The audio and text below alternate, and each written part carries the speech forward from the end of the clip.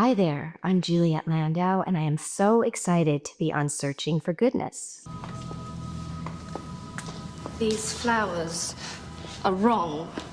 They're all wrong. I can't abide them. Let's try something different with the flowers, then.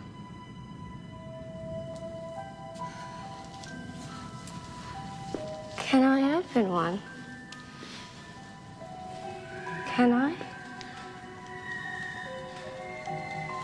Can I? Just a peek, love. They're for the party.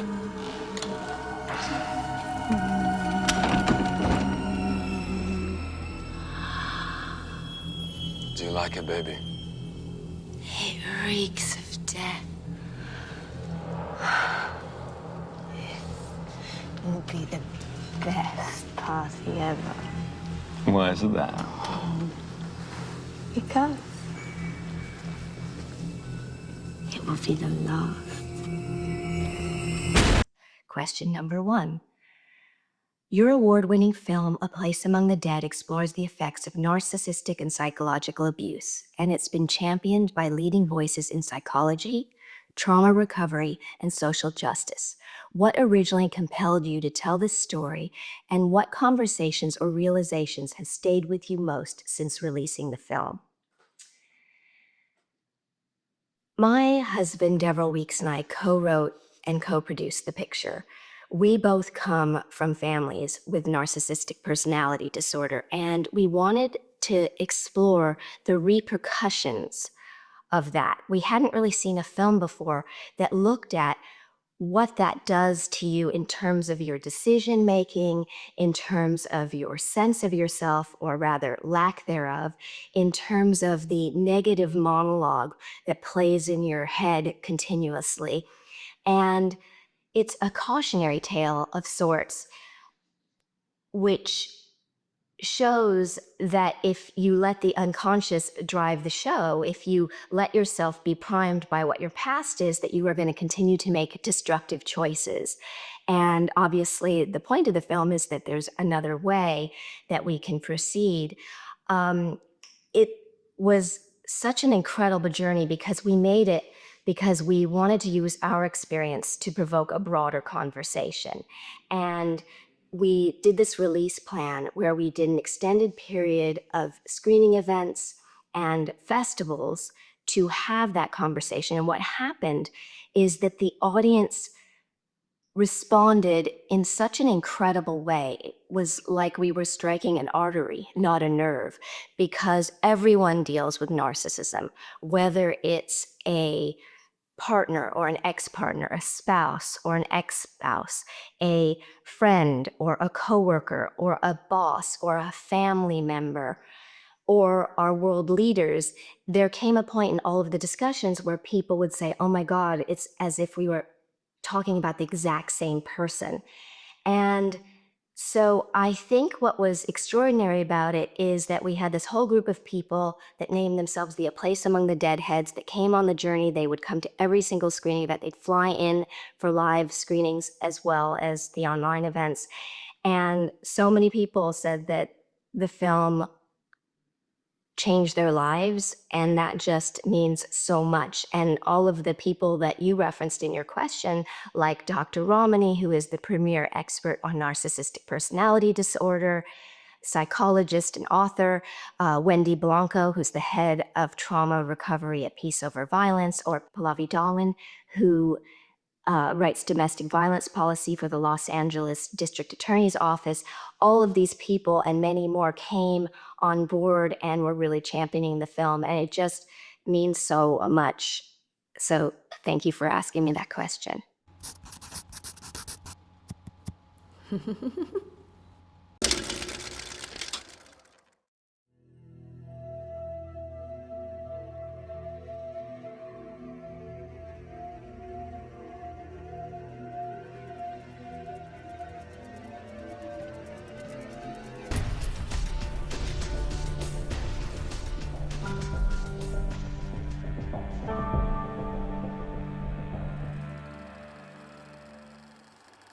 need you to be a mess.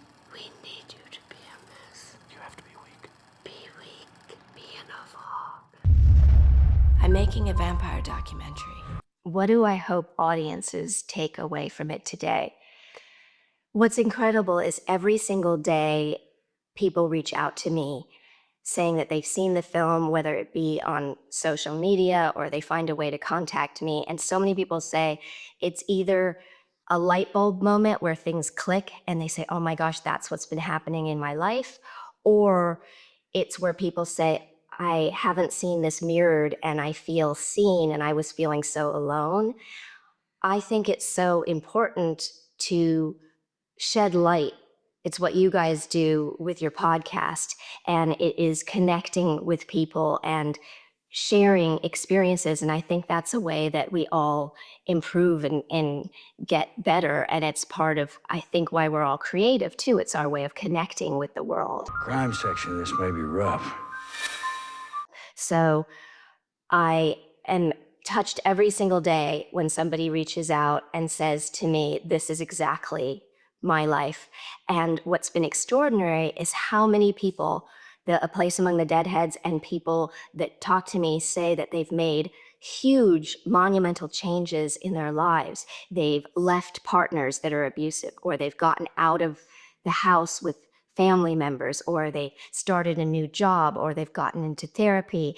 And it's just so powerful to have that response and to feel like you made something that is making people's lives better. I mean, you're like a dog with a bone with this thing. Just cut and I'll talk to you.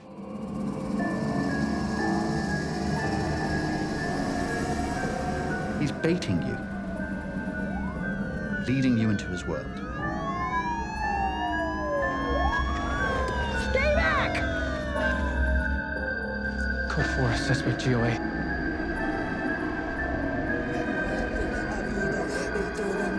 Protegida, vida, muerte, muerte, a vida, de todo mal, protegida. Help me!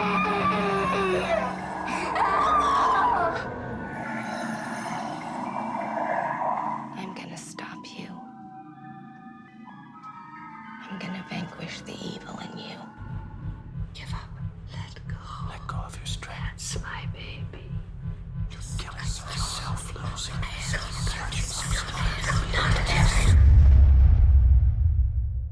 A Place Among the Dead.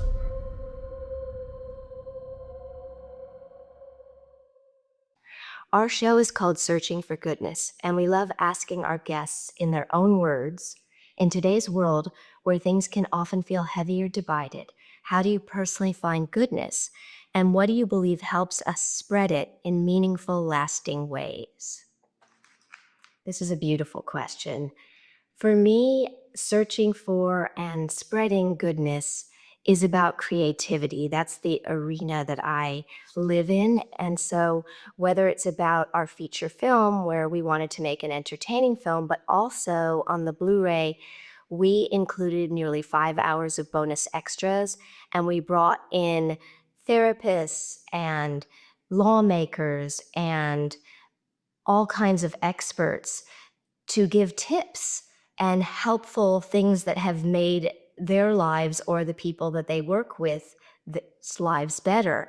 And with the podcast, we not only delve into some of the deeper things, and Sarah Rebecca and I share often painful or difficult stories and how we've come through them, but really a lot of it is just about giving people a good time, making people smile, making them laugh, and having a moment's reprieve from everything that's going on.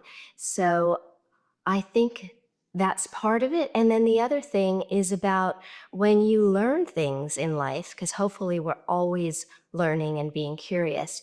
And when you find things that are useful for you, to share those, to mentor other people, to give back, to give a leg up to somebody, to say, hey, I don't know, this works for me, maybe that'll work for you, and likewise in kind. And so I think those are the ways that we can help one another.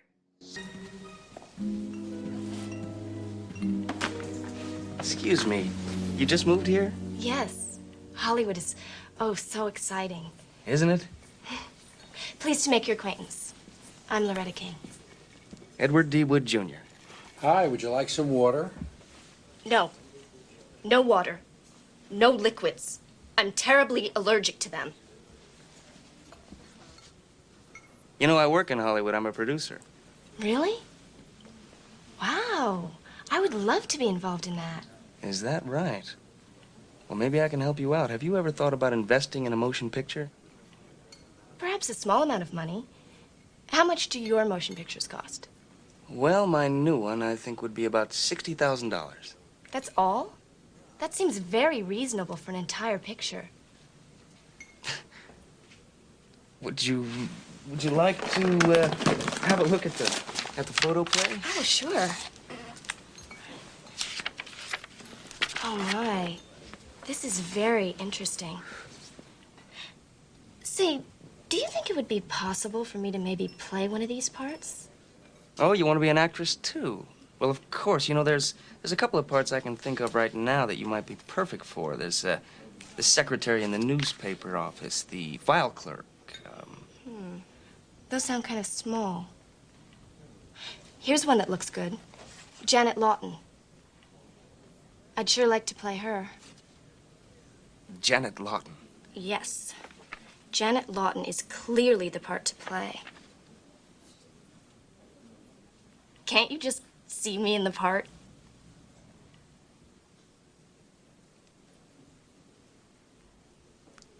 Yes. You'd be perfect. Environmental issues like climate change and global warming can feel overwhelming, yet deeply urgent. What are your thoughts on how we can approach these challenges with care rather than fear? And are there any personal practices or choices you make in your own life to be more environmentally conscious? Well, it is urgent. Some of the things that we do, we recycle. We don't use plastics anymore for many things, including water. I actually always carry a stainless steel jug like this rather than using plastic. We use no Teflon pots or anything with forever chemicals. We use soaps that are organic for cleaning. We use organic sponges and brushes and things of that nature. So we try to be as conscious as possible. And it is very real and very scary. So it's hard to not be scared, but it is important to approach it with care. Your podcast, Revamped with Juliet Landau, has become incredibly successful, crossing 350,000 downloads in a short time and winning Best Podcast at every festival it was submitted to. What inspired you to create the first Buffy podcast guided by a cast member? And how has revisiting that world through Revamped surprised or fulfilled you in new ways? Creating my podcast, Revamped with Juliet Landau, has been such a blast. I am surprised every single episode because I thought that I knew everything there was to know about Buffy. I've been in the Buffyverse for many, many years, and I can't tell you the things that we are unearthing, pun intended, that fans have never heard before. We have 4 kinds of episodes. We have rewatch episodes. We have interviews with cast and crew. We have Watcher Dev section where it's what's new in the Buffyverse. And we also have fan interaction. So we have interviews with fans, cosplay contests, trivia battles, and that kind of thing. On the original show, Buffy's posse was called the Scooby Gang. And so on our rewatch episodes, my co-hosts are Cy Rebecca, who is a friend of mine, and Scooby Drew. She has named herself Scooby Drew. And so it's really fun in the recording sessions because I am talking back and forth to myself, me as Juliet and me as Drusilla, and she lends her very distinct POV to the mix. And what's funny about it is Cy Rebecca and my husband, who we call Watcher Dev on the show, they always say it feels like in the records that there's two separate people, so that they can't really reconcile that it's me, the way that it goes back and forth. And after the episodes, I always have this thought where the fans say so much about Scooby-Doo that I end up jealous of Scooby-Doo. I say, oh, she gets all the laugh lines and she gets to be funny. And my husband's always saying, you do realize that you are both people, right? That's your character. So it's kind of funny to get jealous of your own alter ego character.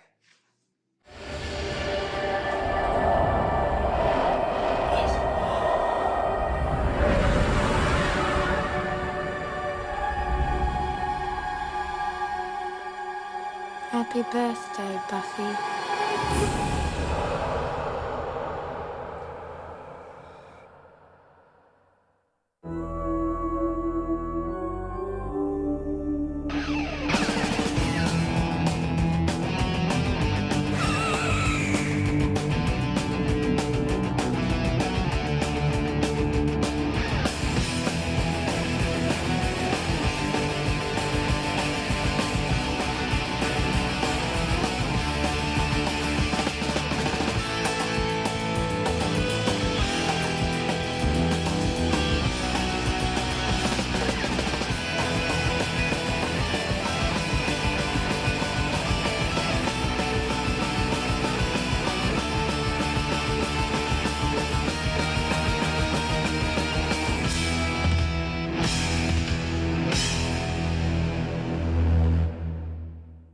What has the fan response meant to you personally?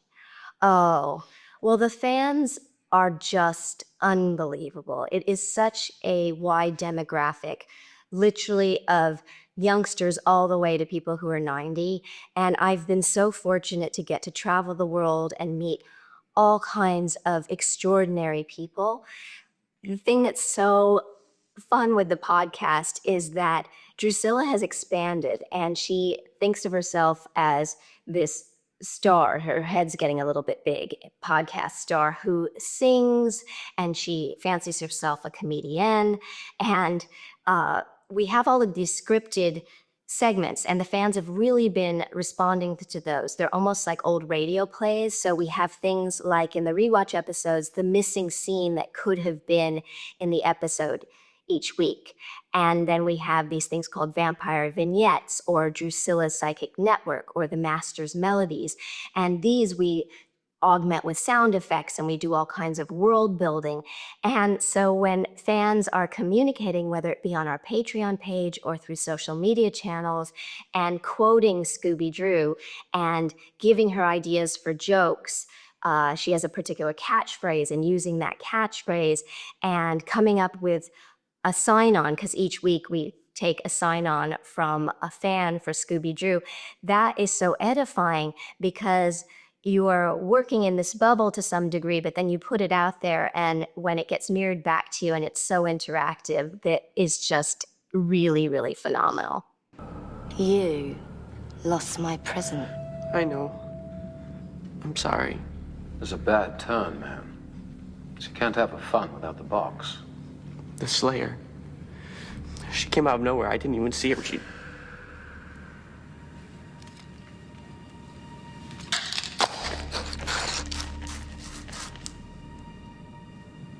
Make a wish. What? I'm going to blow out the candles. You might give him a chance to find your lost treasure. He is a wanker, but he's the only one we've got with half a brain.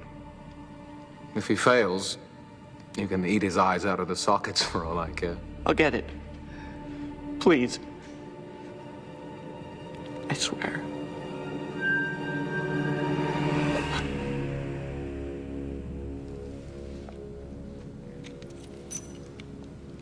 Okay. Hurry back then. Drusilla remains such an iconic and beloved character in the Buffyverse, and your performance left a lasting impact on generations of fans. Looking back, what did the role mean to you creatively and personally? And with recent conversations about a Buffy revival or expansion, is that something you would be excited to be a part of if the opportunity arose? Thank you so much for your kind words about Drusilla. I absolutely adored playing her. She is a character who is rife with contradictions. She has so many dimensions, and I always think of her as a character that's more like a Shakespearean character than what was usual for television. She was more like Ophelia and Lady Macbeth and characters of that ilk. It's been so much fun to pick her up again on the podcast, and I go into her very, very easily. So I don't know what that says about me, but I think it's because of living with a character for such a long period of time when you work on a series. And so, yes, it would be fun to come back on the show if they figured out something in relation to the vampires aging. But we'd have to see, because Scooby Drew might demand recording the podcast from the set, and she might want to be singing and doing her stand-up. So, I'd have to rein Drusilla in a little bit, I think. More music.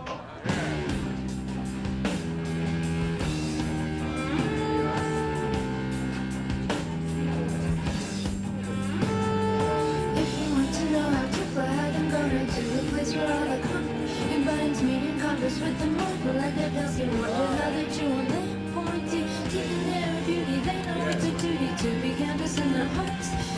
Look what I have for you, Doc. The best is saved for last.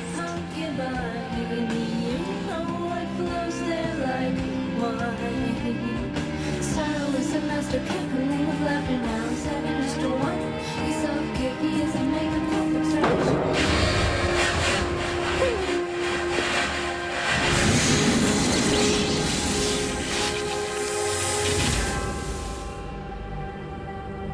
He's perfect, my darling. Just what I wanted.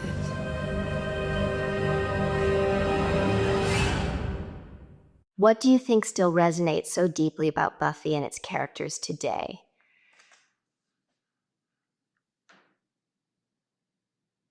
Who hasn't felt like they have the weight of the world on their shoulders?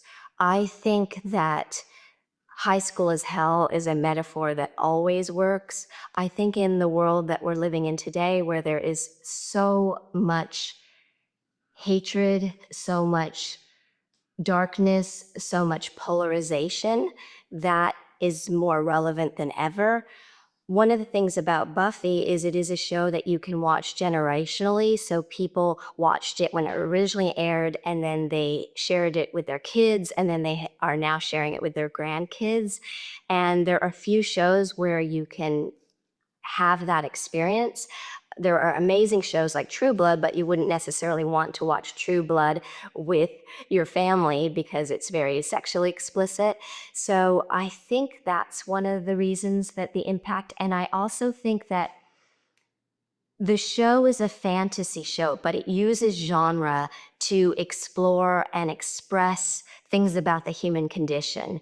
And it gives us a way in to looking at those things that is funny and scary and moving and takes us through the gamut of emotions. So those are some of my thoughts about why.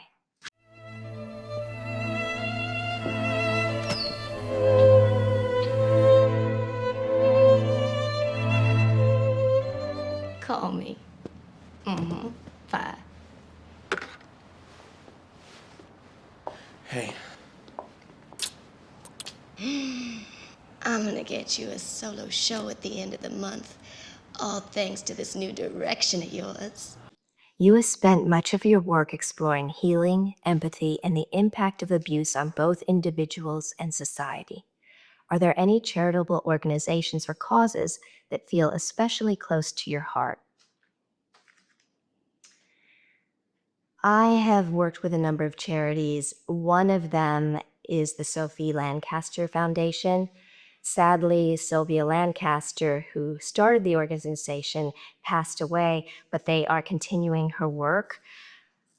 She was one of the most inspiring people that I've ever met, as was her daughter.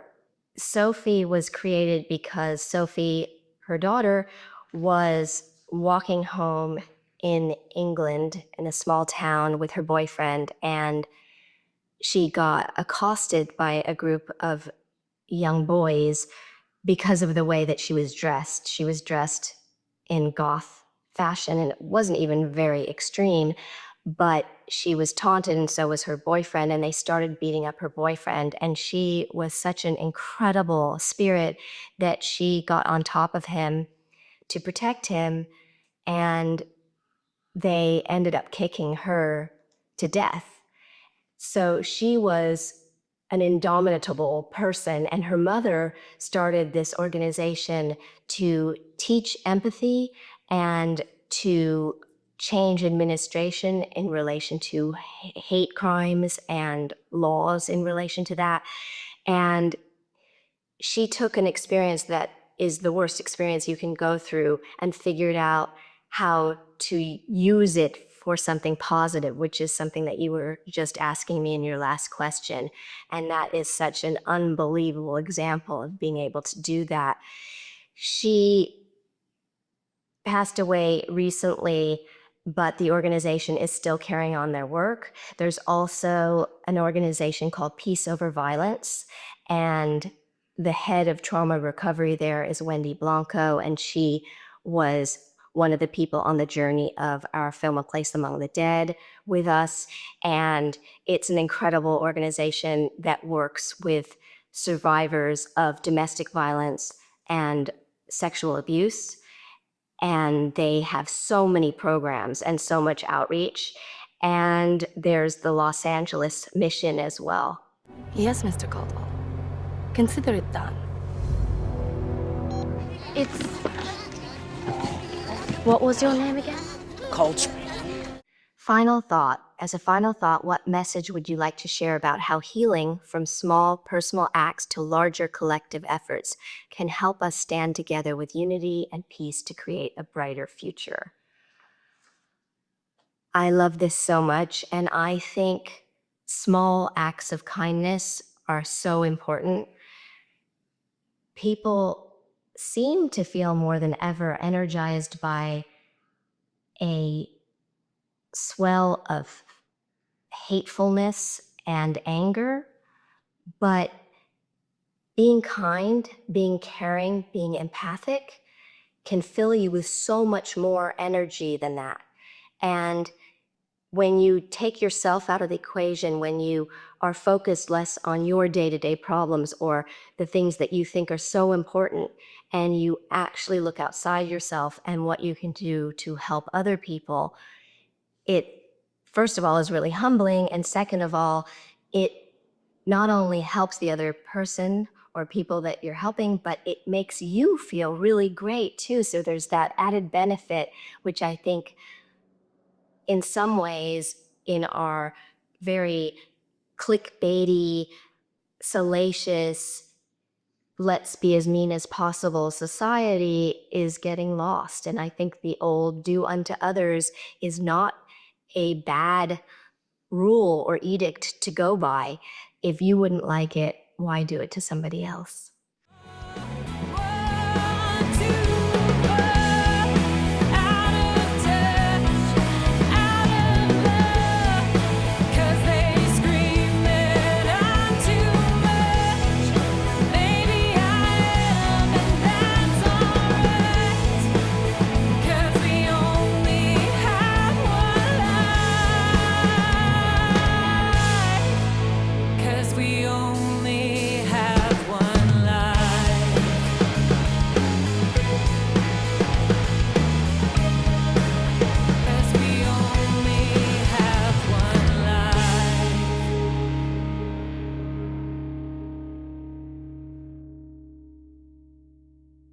We're gonna go to Santa Barbara, and we're actually gonna... Oh, what again?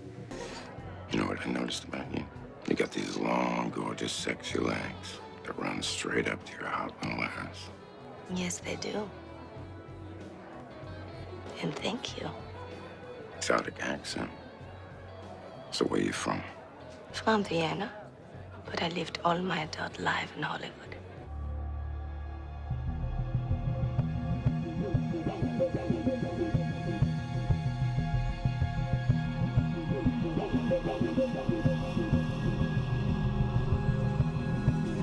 Yolanda, over here.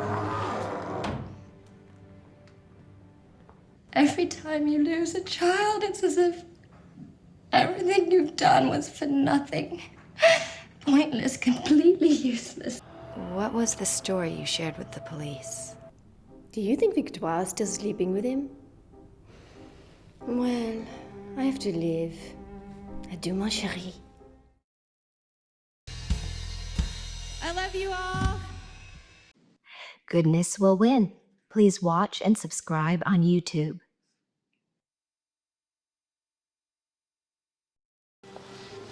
This one has power. I could feel it from the outside. Yeah, he's the big noise in these parts. Anointed and all that. Do you like daisies? I plant them, but they always die. Everything I put in the ground withers and dies. Spike, I'm cold.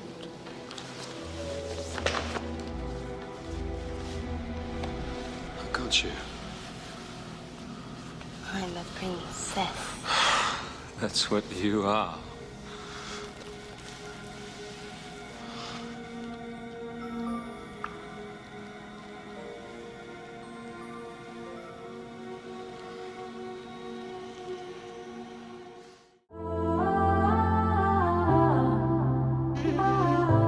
Okay, as we're closing, I also want to say I'm very flattered and honored to have Juliet Landau as our guest. She's one of our very, very special guests. She has a special place in my heart as I was a big Buffy the Vampire Slayer fan. I watched the whole seasons, maybe 2 times, 3 times. I had the whole DVD collection. And at the time, I would run home to watch it whenever it was airing. And now she is one of our interviewees. It was a pleasure to show all her work. Not only she was in Buffy the Vampire Slayer, Academy Award-winning Ed Wood, but she also made the movie and won awards. And she did a lot of charitable help to many organizations that you can see in the episode. So we're very, very grateful. Our hearts are filled with gratitude to have her. And also as Buffy the Vampire Slayer is in the talks, and I'm very sorry to hear Sarah Michelle Gellar told the world that Hulu changed their mind about the revamp of Buffy the Vampire Slayer. I do hope some other platform supports them to make this happen, because there's a whole world of people looking forward to see Buffy revamp, and I hope Drusilla comes back to it too. She's also doing a podcast with Drusilla. You can also check her podcast. Anyway, make sure to subscribe to YouTube, watch our episode, Finding Empowerment, and also follow us on SFG Doc on Instagram, Twitter, Facebook. We're everywhere. We're everywhere on social media, but right now YouTube is the most important. Make sure to subscribe us there. And if you have any questions or suggestions for us for these episodes, feedback, or any upcoming episodes, let us know. I hope you guys enjoyed the episode with Juliet Landau. Please check out her movie, A Place Among the Dead, and follow her work. Thank you so much.